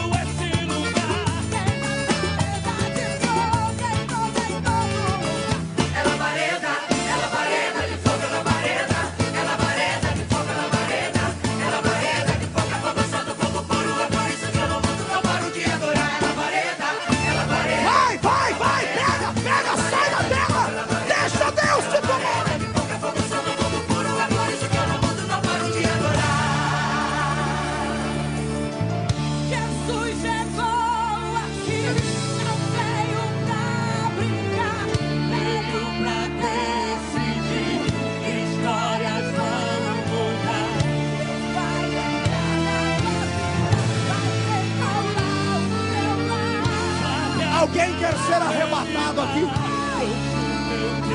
Então levante as mãos, feche os olhos. Jesus derrama uma unção de arrebatamento de sentidos. Senhor, mostra que o Senhor é o mesmo Deus do passado. Derrama a sua glória neste lugar.